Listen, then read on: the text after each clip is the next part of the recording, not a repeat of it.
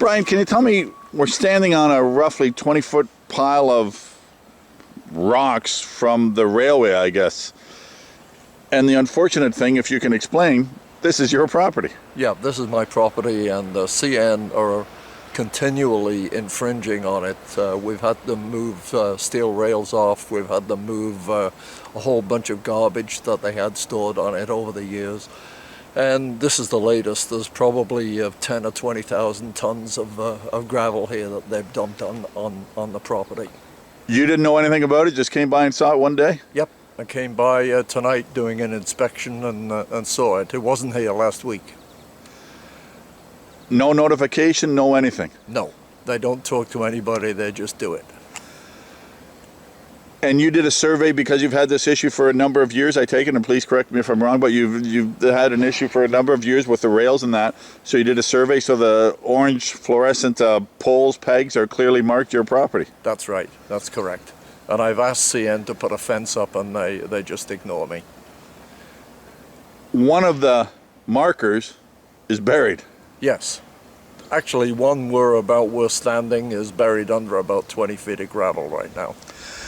To be fair, not all of it is on your property, as you said, and as we can see, but the line goes from the one behind you to sort of closer to the track. So, like you say, not all of this is on your property, but it just certainly would have been nice to have the friendly neighbor thing to ask you to come to you to talk to you about it.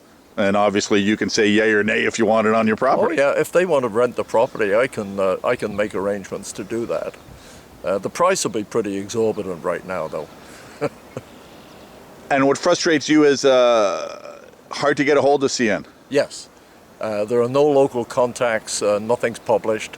I do have the phone number of somebody in Toronto who then passes messages down the line, but nothing sits here.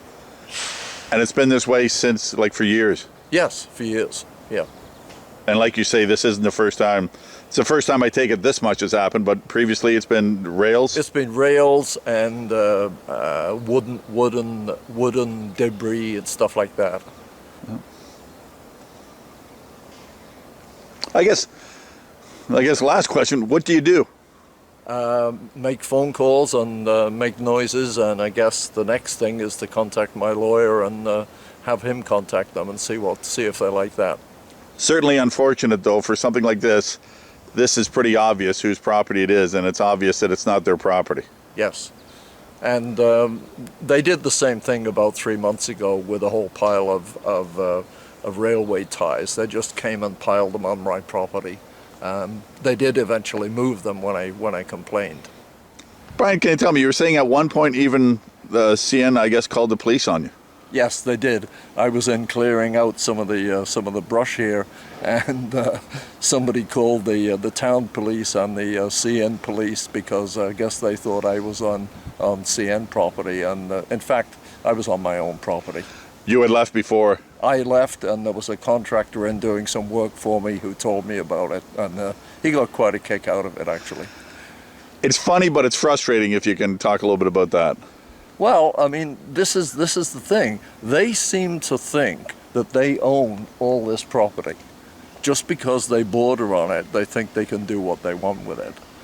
Over the years, just around the corner, there's a pile of gravel about 15 feet high and 15 feet wide that they've pushed off their property onto my property. So it's ongoing? Yeah. It's a neighbor dispute, but they might be the bigger neighbor. Well, they are the bigger neighbor, unfortunately.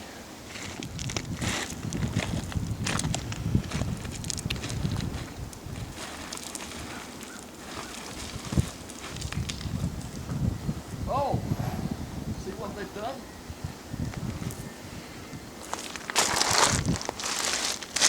They've bulldozed this one out.